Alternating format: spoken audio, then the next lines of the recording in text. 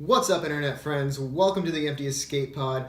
In this video, I'm going to be giving my thoughts on the second issue of Thrawn. Real quick, going to give some background on Thrawn for anyone who doesn't know, which I definitely should have put in the last video, but I didn't think of it, so going to be doing it here.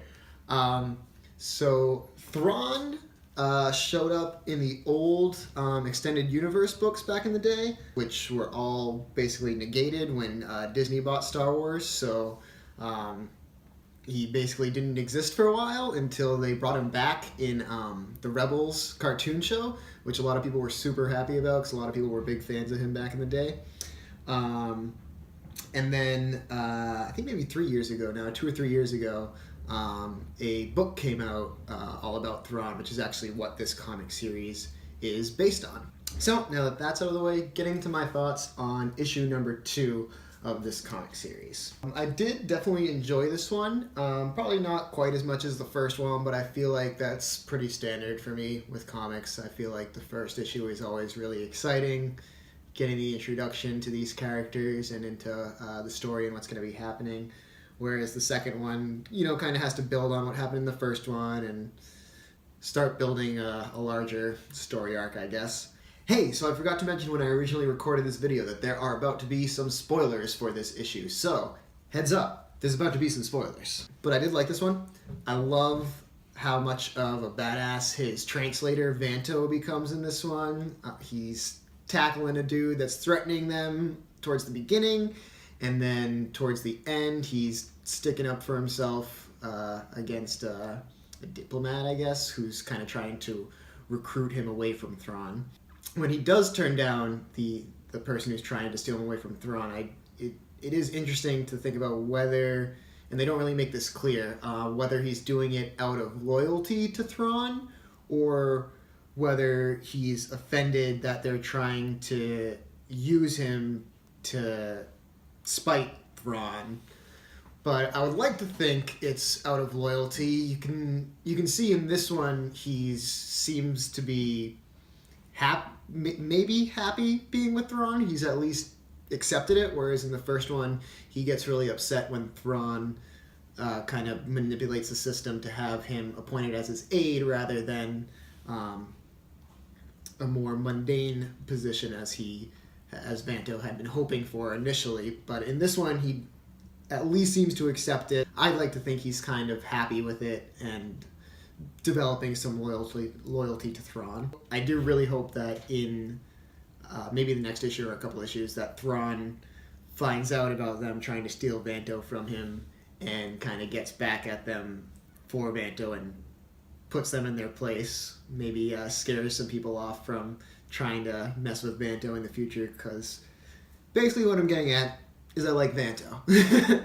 I like how he's kind of this unassuming character in the first one. He's not really looking to be anything special. He wanted this mundane position. Thrawn kind of thrusts him into this more involved officer role, and he definitely seems to be stepping into it in this one and really developing as a character. So and really developing a sense of leadership, actually. So I'm really loving his development even just from the 2 issues here. So I'm really looking forward to see what happens with him and with his relationship to Thrawn in the future.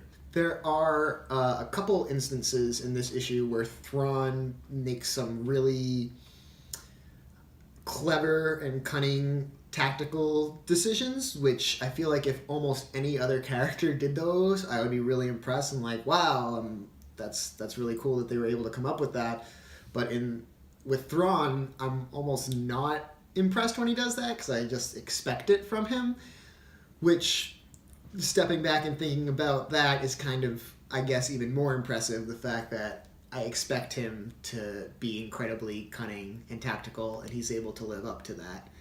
Is probably more impressive than just the cunning things that he does on their own.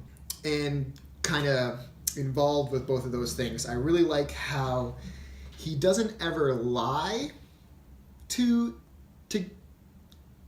pull off these plans that he has. He might kind of bend the truth a little bit or hide the truth, but he's never outright lying, which I like that. I respect that. He seems to have a sense of honor, his own sense of honor, but still a sense of honor. But in specifically, he reports back to his captain about a situation on a ship that they're trying to rescue, and he kind of withholds some things that he knows and makes recommendations implying that he doesn't know those things. Basically, there's a guy on the ship who is pretending to be in a part of the Empire, a part of the crew that was on that ship originally when he's actually a pirate. And Thrawn figures this out almost immediately, but reports back to the captain as if he hasn't figured that out, and makes recommendations as to what they should do. And the captain kind of rejects both of those, and then Thrawn offers an alternative that she accepts. But my question is, what if she had accepted one of those recommendations? I'm assuming that he was assuming that she wouldn't, and was kind of making taking a calculated risk there. But I am curious what would have happened if the captain did take his recommendations, because a big part of why she doesn't is because something else comes up that they have to go deal with as well. And maybe if that hadn't come up, she would have accepted one. Obviously, that's not the case and not what happened, but I'm just a little bit curious what he would have done if she had taken one of his fake recommendations. Also involved with that, with him kind of manipulating her, and then again with the person trying to steal Vanto away from him in the end, you can see that he's clearly making some enemies by doing what he's doing in the Empire, where they're not particularly friendly towards non-humans anyway. But as I was talking about earlier, with expecting these very cunning and tactical decisions from him, I also feel like even in creating these enemies, he's not really creating a threat to himself, because he's always going to be one step ahead of them.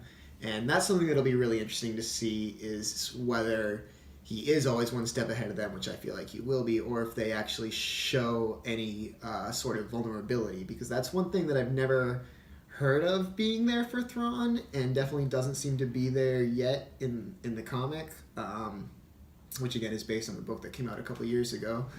But he always seems like nothing can threaten him, and it would be nice to have him, I guess, humanized a little bit, although I don't know that that would be fitting with his character. It would be interesting to see some sort of vulnerability from him. So basically, I am really into Vanto, Thrawn's translator turned aide. Really interested to see what happens with him and his relationship with Thrawn, as I was saying earlier. Interested to see whether he is developing this sense of loyalty to Thrawn, or if he does resent him for bringing him into this more involved officer role that he wasn't really looking for originally. So looking forward to seeing how that develops, almost more than seeing Thrawn rise up through the ranks. But definitely liked this one.